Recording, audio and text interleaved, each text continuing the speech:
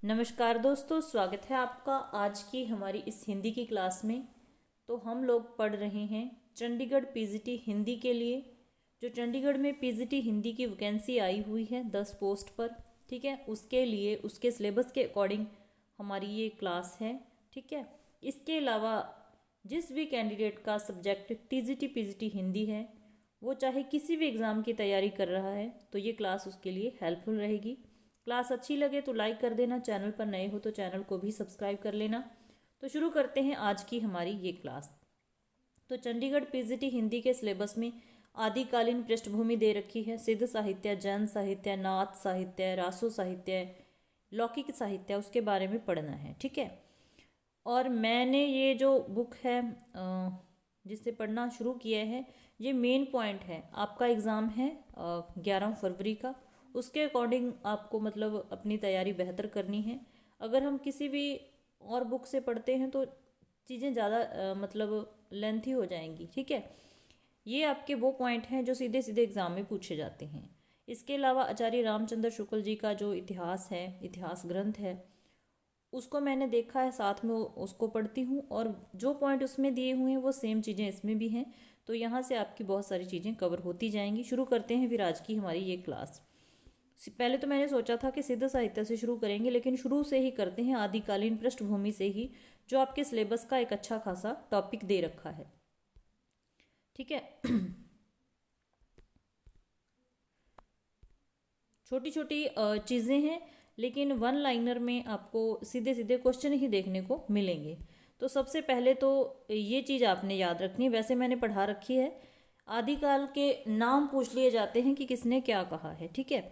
तो सबसे पहले बीज बपन काल किसने कहा है? आचार्य महावीर प्रसाद द्विवेदी जी ने कहा है। वीर गाथा काल किसने कहा है? आचार्य रामचंद्र शुक्ल ने कहा है। और वीर गाथा काल और वीर काल में कन्फ्यूज़न हो जाती है, तो ध्यान रखना है, वीर गाथा काल कहने वाले हैं आचार्य रामचंद्र शुक्ल जी। इसके अलावा वीर काल कहा है आचार्य विश्वनाथ प्रसाद मिश्र ने। जी हाँ, मैंने प्रश्न में भी पूछा था क्योंकि इम्पोर्टेंट है। आगे है सिद्ध सामंत काल किसने कहा है? राहुल सांकृत्यायन ने कहा है। संधि काल एवं चारण काल कहने वाले डॉक्टर राम कुमार वर्मा हैं। आदिकाल कहने वाले आचार्य हजारी प्रसाद द्विवेदी हैं। तो यहाँ भी ध्यान रखना है, इस बात पे भी थोड़ी कन्फ्यूजन हो जाती है। बीज बपन काल कहा है आचार्य महावीर प्रसाद द्विवेदी ने, और आदिकाल कहा है आचार्य हजारी प्रसाद द्विवेदी जी ने। आधार काल कहने वाले हैं सुमन राजे, ठीक है। फिर रीतिकाल के नाम हैं, रीति काव्य कहा है जॉर्ज ग्रियर्सन ने। अलंकृत काल कहा है मिश्र बंधुओं ने। रीति काल कहा है आचार्य रामचंद्र शुक्ल जी ने। श्रृंगार काल कहा है आचार्य विश्वनाथ प्रसाद जी ने। और यहाँ से एक प्रश्न आ जाता है, इंपॉर्टेंट है, ध्यान में रखना जरूर। कला काल कहा है रमाशंकर शुक्ल रसाल ने, ठीक है। उसके बाद डॉक्टर उदय नारायण तिवारी, डॉक्टर गोविंद त्रुनायत और डॉक्टर महेंद्र नाथ दुबे द्वारा भाषा की दृष्टि से किया गया। थोड़ा काल विभाजन है पृष्ठभूमि, इसको बस छोड़ दो, इतना ये नहीं आता। फिर भी आगे आदिकाल, आदिकाल मतलब कैसे शुरू से कौन से पॉइंट इम्पोर्टेंट है एग्ज़ाम के पॉइंट ऑफ व्यू से, तो उन सबको देखेंगे, ठीक है। तो पहला पॉइंट क्या है आदिकाल के बारे में? प्राकृत की अंतिम अपभ्रंश अवस्था से हिंदी साहित्य का आविर्भाव हुआ है। तो प्राकृत की अपभ्रंश, अंतिम अपभ्रंश, ध्यान रखना है, अंतिम अपभ्रंश से हिंदी साहित्य का आविर्भाव हुआ है। हिंदी साहित्य का आदिकाल संवत 1050 से 1375 तक, अर्थात तो ये जो समय है किसने दिया है? आचार्य रामचंद्र शुक्ल जी ने दिया है, ध्यान रखना है। और मोस्ट इम्पोर्टेंट है, उनका दिया गया समय पूछ लिया जाता है तो ये मान्य भी है, इस पर ध्यान देना है। महाराज भोज के समय से लेकर हमीर देव के समय के पीछे, कुछ पीछे तक माना जाता है। तो किसके, किससे किस तक? महाराज भोज के समय से लेकर हमीर देव के समय के कुछ पीछे तक माना जा सकता है। राजाश्रित कवि और चारण जिस प्रकार नीति, श्रृंगार आदि की फुटकल दोहे राजसभाओं में सुनाया करते थे, उसी प्रकार अपने आश्रयदाता राजाओं के पराक्रमपूर्ण चरित्रों तथा या गाथाओं का वर्णन भी किया करते थे। यही प्रबंध परंपरा रासों के नाम से पाई जाती है, जिसे लक्ष्य करके इस काल को हमने वीरगाथा काल कहा है। तो रासो काव्य में क्या था कि जो भी कवि थे, राजाश्रित कवि थे, जिस भी राजा के आश्रम में रहते थे, तो उसी का मतलब यशोगान करते रहते थे, उसी का जो उसके युद्धों का वर्णन, वीरता, उसकी वीरता का वर्णन ऐसे करते रहते थे, तो इसीलिए वीरगाथा काल कहा गया। ठीक है। अपभ्रंश नाम पहले पहल बल्लवी के राजा धारसेन द्वितीय के शिलालेख में मिलता है। तो ये पॉइंट काफ़ी महत्वपूर्ण हो जाता है, ऐसे पॉइंट पूछ लिए जाते हैं तो ध्यान रखना है। दूसरी इस बात पे भी आपने ख्याल रखना है कि जो चंडीगढ़ का पेपर है ज़्यादा मुश्किल नहीं आता है, जो आपको सिलेबस में दे रखा है मतलब उसमें से ही पूछा जाएगा, उसको अब एक नज़र ज़रूर सारे सिलेबस को देखना है। ठीक है, तो आपका पेपर आसानी से क्वालिफाई हो जाएगा। ठीक है, तो अपभ्रंश नाम पहले पहल वल्लवी के राजा धारसेन द्वितीय के शिलालेख में मिलता है, जिसमें उसने अपने पिता गुहसेन को संस्कृत, प्राकृत और अपभ्रंश तीनों का कवि कहा है। तो सीधा सीधा ये भी पूछा जा सकता है कि नाम देके कि किसको संस्कृत, प्राकृत और अपभ्रंश तीनों का कवि कहा है, तो किसे कहा है? गुहसेन को। ठीक है।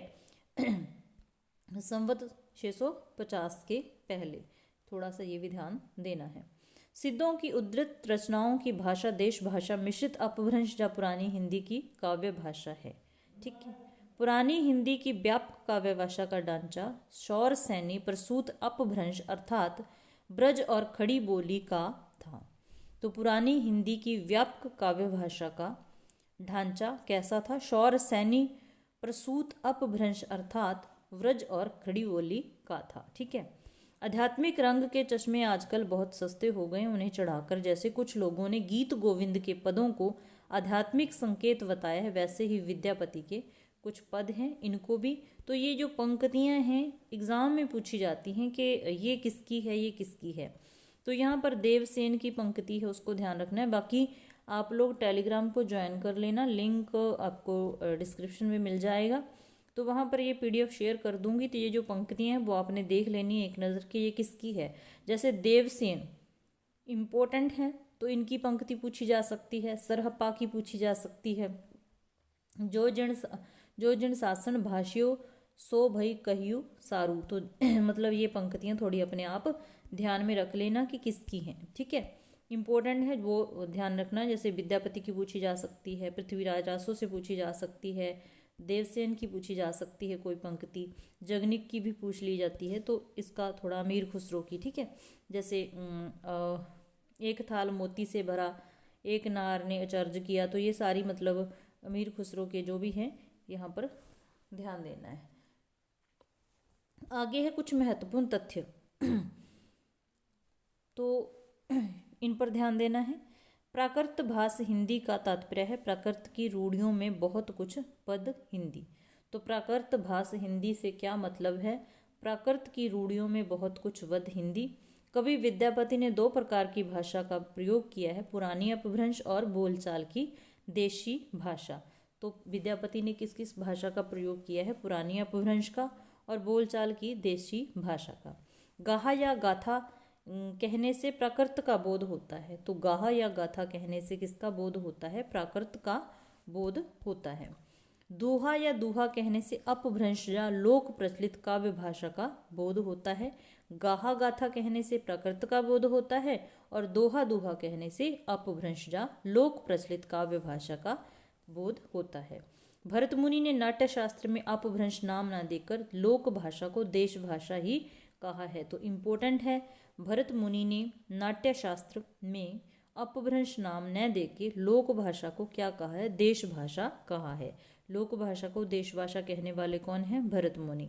अपभ्रंश या प्राकृत भाषा हिंदी की रचना विक्रम की 7वीं शताब्दी से होने लगा था। अपभ्रंश या प्राकृत भाषा हिंदी की रचना।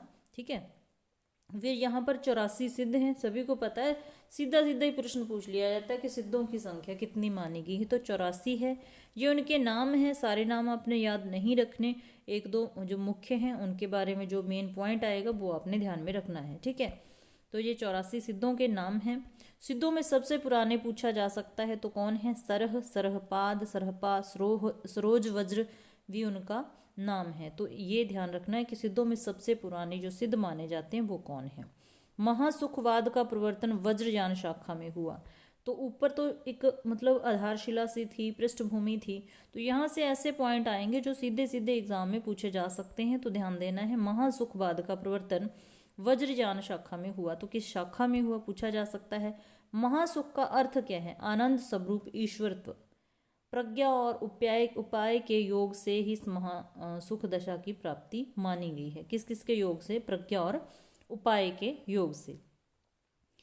गोरखनाथ का नाथ पंथ मूल रूप से वज्रयान शाखा का ही एक रूप है। तो गोरखनाथ का जो नाथ पंथ है किस शाखा से संबंधित है, वज्रयान शाखा से।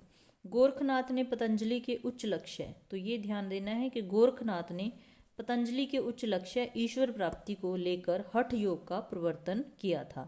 तो हठ योग का प्रवर्तन किया गोरखनाथ ने पतंजलि के उच्च लक्ष्य और ईश्वर प्राप्ति को लेकर, ठीक है। वज्र यानी सिद्धों का लीला क्षेत्र मोस्ट इंपॉर्टेंट है, कहाँ था, भारत का पूर्वी भाग। तो सिद्धों का जो लीला क्षेत्र था भारत का पूर्वी भाग। गोरखनाथ ने अपने ग्रंथ का प्रचार देश के पश्चिमी भागों में विशेषकर राजपुताने और पंजाब में किया। तो कहाँ किया, राजपुताने में किया और पंजाब में किया। नाथों की संख्या 9 माना गया है, तो सिद्धों की संख्या 84 हो गई, नाथों की संख्या 9 हो गई। लोग इन्हें नवनाथ भी कहते हैं। गोरक्ष सिद्धांत संग्रह में इनका जो नामक्रम भी दे रखा है कि किसके बाद कौन सा नाथ आया। तो मेन याद रखने, नागार्जुन हो गया, जड़ भरत हो गया, हरिश्चंद्र हो गया, सत्यनाथ हो गया, भीमनाथ हो गया, गोरक्षनाथ हो गया, चरपट, जलंधर और मल्यार्जुन।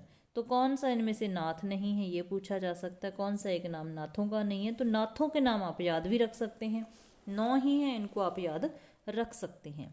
उसके बाद आता है अपभ्रंश साहित्य। अपभ्रंश साहित्य से मतलब काफ़ी सारे प्रश्न ऐसे हैं जो पूछे जा सकते हैं, तो उस पर ध्यान देना है, ठीक है। आज पहले हम अपभ्रंश की जगह सिद्ध साहित्य को देखेंगे, ठीक है। सिद्ध और जैन साहित्य आज की क्लास में कवर करेंगे। उसके बाद अपभ्रंश और लौकिक साहित्य, ठीक है, रासो साहित्य। सिद्ध साहित्य काफ़ी इंपॉर्टेंट है, एक दो प्रश्न जहाँ से बन सकते हैं। सिद्ध साहित्य, सरहपा को हिंदी का प्रथम कवि माना गया है। तो सिद्धों सरहपा किस में आते हैं, सिद्धों में। तो सरहपा को हिंदी का प्रथम कवि माना है।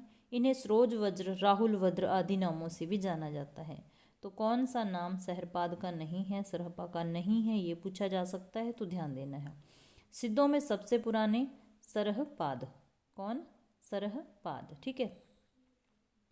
सिद्धों ने बौद्ध धर्म के वज्रयान तत्व का प्रचार करने के लिए जो साहित्य जन भाषा में लिखा वह हिंदी के सिद्ध साहित्य की सीमा में आता है। सिद्धों ने बौद्ध धर्म के वज्रयान तत्व का प्रचार करने के लिए जो साहित्य जन भाषा में लिखा वह हिंदी के सिद्ध साहित्य के अंतर्गत आता है। वज्रयान का जो केंद्र था श्री पर्वत रहा, वज्रयानियों का जो केंद्र था श्री पर्वत रहा। सहजजानियों की भाषा का नाम, अब सहजजानियों की भाषा कौन सी थी, संध्य भाषा। कौन सी थी, संध्य भाषा।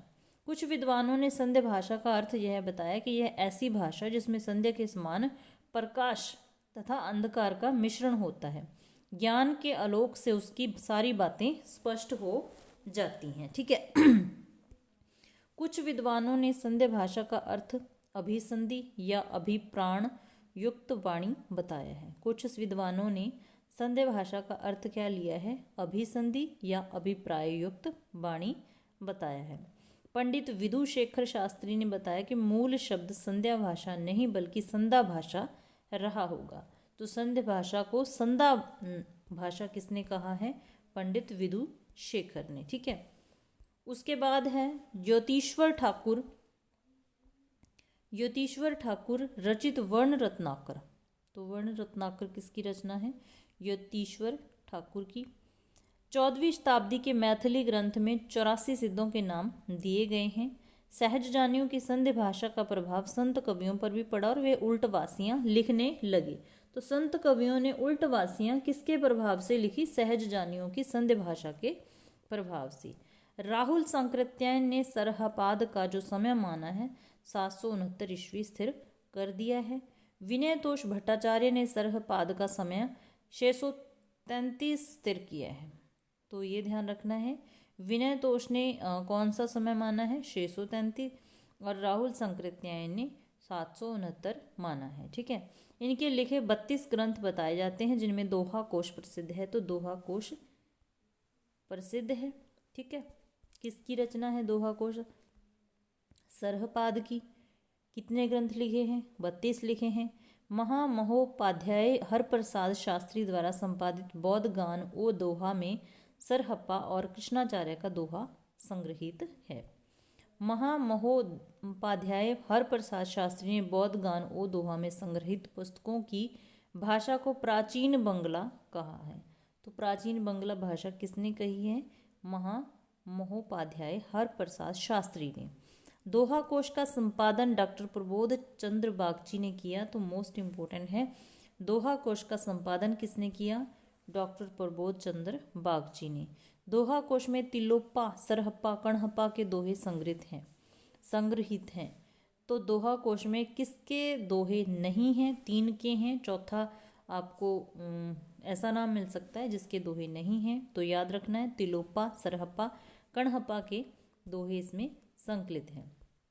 सरहप्पा की आगे जीवन दृष्टि पहले संक्षेप में देख लीजिए। सहज संयम, पाखंड और आडंबर विनाश, गुरु सेवा, सहज मार्ग, महासुख की प्राप्ति। ठीक है, फिर बच्चन सिंह ने कहा है कि आक्रोश की भाषा का पहला प्रयोग सरहप्पा में ही दिखाई देता है।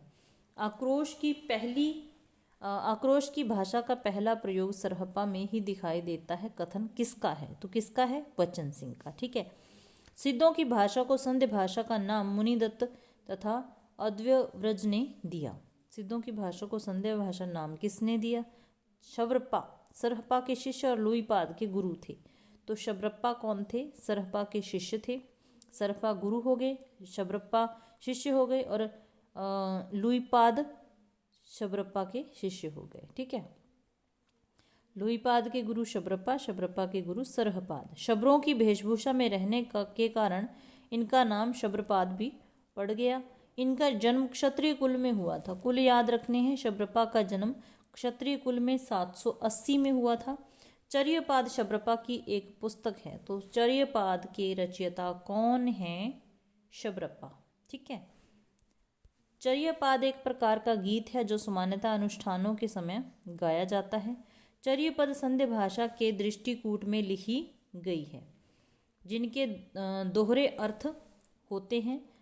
सिद्ध साहित्य में दोहा कोश की रचना परिनिष्ठित अपभ्रंश में हुई है तथा चर्यपदों की अवहट में। तो सिद्ध साहित्य में दोहा कोश की रचना परिनिष्ठ अपभ्रंश में हुई है, चर्यपदों की रचना अवहट में हुई है। चर्यपद की रचना किस भाषा में हुई है? ऐसे ही प्रश्न बनते हैं। सिद्धों का दोहा और चर्यपद संत साहित्य में क्रमशः साखी और शब्दी में किंचित रूपांतरित हो गया है।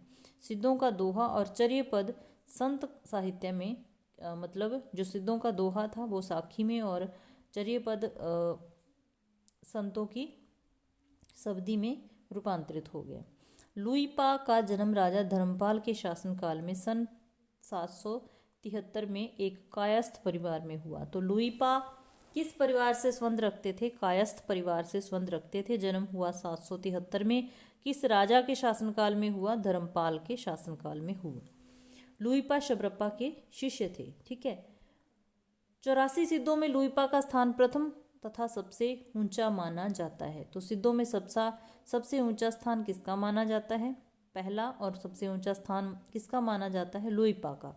लुईपा साधना में इतने ऊंचे थे कि उड़ीसा के राजा दारिकप्पा और उनके मंत्री ढेंगीपा इनके शिष्य हो गए। ठीक है, साधना में इतने ऊंचे थे। डोम्बिप्पा का जन्म मगध के क्षत्रिय वंश में हुआ। तो डोम्बिप्पा का जन्म हुआ था क्षत्रिय वंश में 840 के आसपास। इनके ग्रंथ 21 हैं। तो इनके ग्रंथ पूछे तो 21, जिनमें डोम्बी गीतिका, योगचर्या, अक्षर द्विकोपदेश आदि प्रसिद्ध हैं। डोम्बिप्पा विरूपा के शिष्य थे। इतना तो ध्यान रखने की जरूरत नहीं कौन किसका शिष्य था, लेकिन थोड़ा सा जो मेन पॉइंट है उस पर ध्यान जरूर देना है। ठीक है, कणहप्पा सिद्धों में सर्वश्रेष्ठ विद्वान थे। तो सरहपाद पहले हो गए सिद्ध। ठीक है, उनके नाम याद रखने हैं।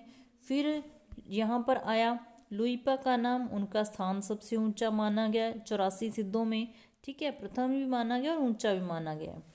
फिर कणप्पा सबसे विद्वान और सबसे बड़े कवि थे, तो ये पूछा जा सकता है। कणहप्पा का जन्म कर्नाटक के ब्राह्मण वंश में हुआ था। ब्राह्मण वंश में किसका जन्म हुआ? तो कणहप्पा का हुआ, 820 में हुआ। राहुल सांकृत्यायन के अनुसार कणप्पा पांडित्य और कवित्व में बेजोड़ थे, तो कणहप्पा को मतलब सबसे सर्वश्रेष्ठ विद्वान भी माना गया और बड़े कवि भी माना गया, और राहुल सांकृत्यायन जी ने इनको पांडित्य और कवित्व में बेजोड़ माना है। कणहप्पा बिहार के सोमपुरी स्थान पर रहते थे तथा जलंधरप्पा को अपना गुरु बनाया था, ठीक है। तो ये हो गया सिद्ध साहित्य। सिद्ध साहित्य से इतने सारे पॉइंट आपने याद कर लिए, तो आपका जो पेपर में प्रश्न आएगा उम्मीद है कि आप उसको कर पाओगे, ठीक है। अब आता है हमारा जैन साहित्य। जैन साधुओं ने अपने मत का प्रसार हिंदी कविता के माध्यम से पश्चिमी क्षेत्र में किया। तो सिद्धों का कौन सा क्षेत्र रहा, अब जैनों का कौन सा क्षेत्र आ गया, ये भी एक क्वेश्चन आपके लिए है। रास काव्य परंपरा में प्राचीनतम ज्ञात ग्रंथ, तो रास काव्य परंपरा में प्राचीनतम ज्ञात ग्रंथ रिपुदारण दास है। रिपुदारण दास है। डॉक्टर दशरथ ओझा ने इसका समय 905 ईस्वी बताया है। तो रास काव्य परंपरा में प्राचीनतम ज्ञात ग्रंथ हो गया रिपुदारण दास। डॉक्टर दशरथ ओझा ने इसका समय 905 ईस्वी बताया है। रिपुदारण दास संस्कृत भाषा में लिखा गया है। तो रिपुदारण दास की भाषा कौन सी है? संस्कृत है। इसी में अभिनय, नृत्य और गान इन तीनों तत्वों का मिश्रण है। तो रिपुदारण दास संस्कृत भाषा में लिखा है, इसमें अभिनय, नृत्य और गान इन तीनों तत्वों का मिश्रण है। जिनदत्त सूरी द्वारा रचित उपदेश रसायन रास, तो सीधे सीधे प्रश्न यही पूछे जा सकते हैं कि उपदेश रसायन दास किसकी रचना है? जिनदत्त सूरी की है। अपभ्रंश भाषा का सर्वप्रथम रास ग्रंथ है। अपभ्रंश भाषा में लिखा हुआ सबसे पहला रास ग्रंथ है। अपभ्रंश भाषा का दूसरा रास या रासक काव्य अब्दुर रहमान द्वारा रचित संदेश रासक। तो संदेश रासक के रचयिता, सीधे सीधे ये जो रचनाएं हैं, ग्रंथ हैं, इनके रचयिता पूछ लिए जाते हैं, तो ध्यान रखना है। क्लास थोड़ी सी भी हेल्पफुल लगे तो लाइक जरूर कर देना। हिंदी का प्रथम ऐतिहासिक रास ग्रंथ पंच पांडव रचित रास है। तो हिंदी का प्रथम ऐतिहासिक रास ग्रंथ पूछा जाए तो पंच पांडव, ठीक है। पंच पांडव रचित रास के लेखक कौन है? शालिभद्र सूरी द्वितीय को माना जाता है। तो पंच पांडव रचित रास के रचयिता कौन हो गए? शालिभद्र सूरी हो गए। इसका रचना काल 1350 हो गया, ठीक है। रचना भी काल भी याद रखना है, जो लेखक हैं वो भी याद रखने हैं। फिर मुनि जिन विजय डॉक्टर दशरथ ओझा गणपति चंद्रगुप्त ने श्री शालिभद्र सूरी द्वारा रचित भरतेश्वर बाहुबली रास को हिंदी जैन रास परंपरा का आदि काव्य माना है। तो जैन रास परंपरा का आदि काव्य किसे माना जाता है? भरतेश्वर बाहुबली रास को। इसके लेखक कौन है? श्री शालिभद्र सूरी, ठीक है। डॉक्टर गणपति चंद्रगुप्त ने शालिभद्र सूरी को हिंदी का प्रथम कवि माना है। तो हिंदी का प्रथम कवि माना है डॉक्टर गणपति चंद्रगुप्त ने शालिभद्र सूरी को। तो इम्पोर्टेंट है, कथनों में, मिलान में ये पूछा जा सकता है। भरतेश्वर बाहुबली रास की रचना 1184 में हुई तथा इस ग्रंथ में भरतेश्वर तथा बाहुबली का चरित्र वर्णित है। यह ग्रंथ 205 छंदों में रचित एक सुंदर खंड काव्य है। तो विधा भी पूछ ली जाए, काव्य का कौन सा रूप है? खंड काव्य है। भरतेश्वर बाहुबली का संपादन मुनिजिन विजय ने किया था। तो संपादन करने वाले का नाम भी याद रखना है।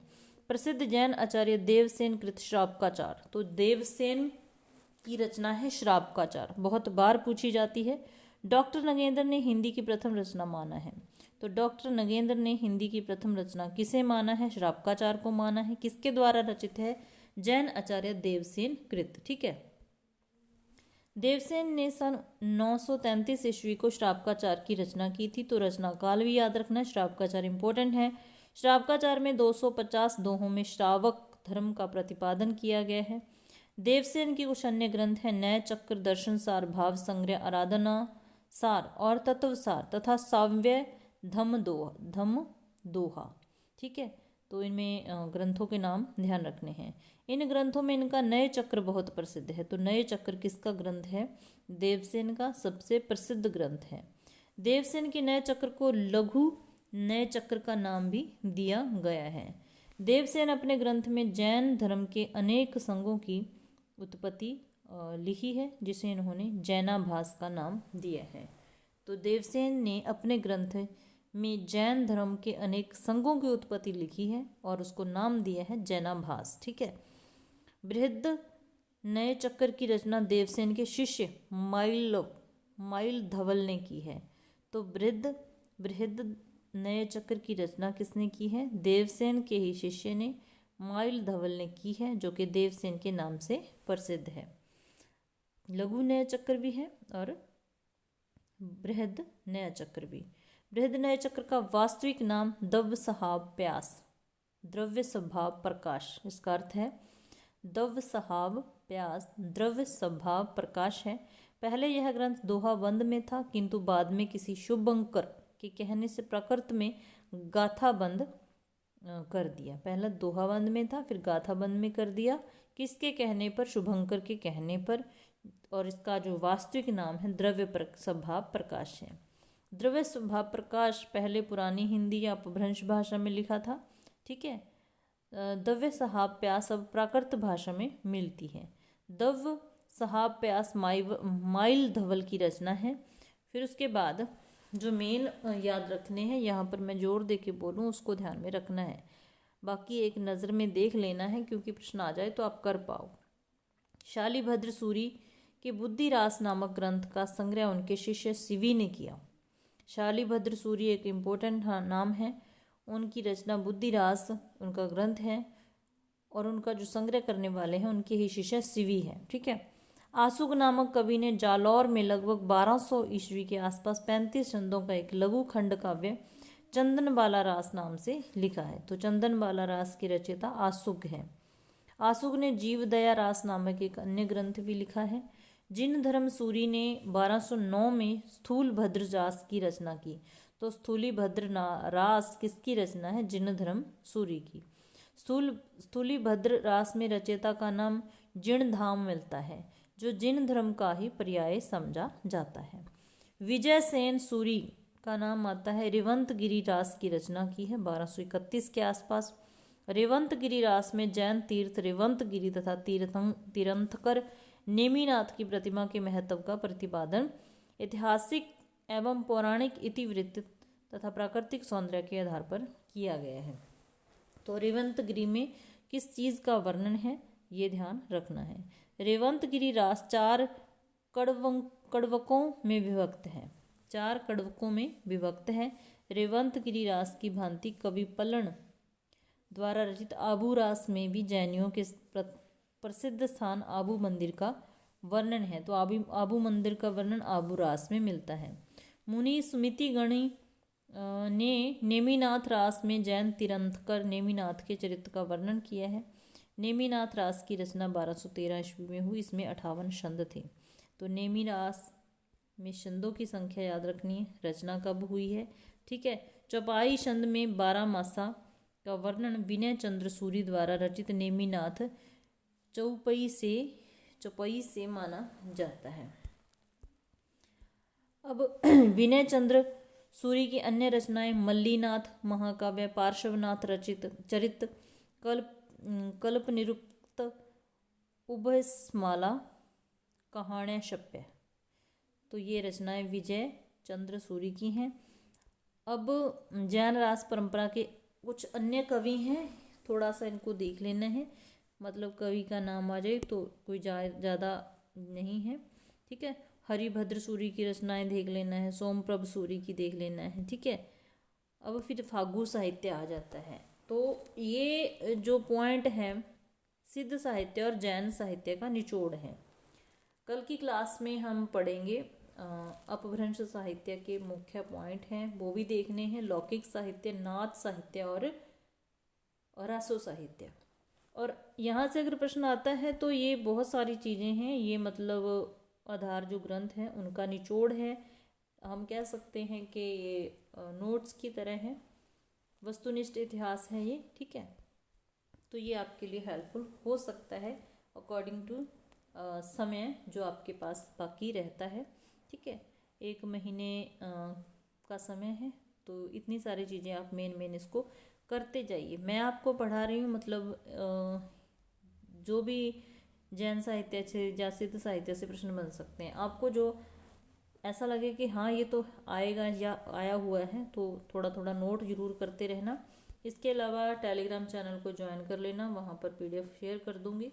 एक बार मैंने पढ़ा दिया, एक बार आपने पढ़ लिया, उसके बाद लास्ट में MCQ देख लेंगे, जो इम्पोर्टेंट जो प्रश्न बन सकता है, तो आपकी तैयारी हो जाएगी। जितनी मेरे से हेल्प हो पाई मैं करूँगी। मिलते हैं फिर नेक्स्ट क्लास में। क्लास देखने के लिए धन्यवाद।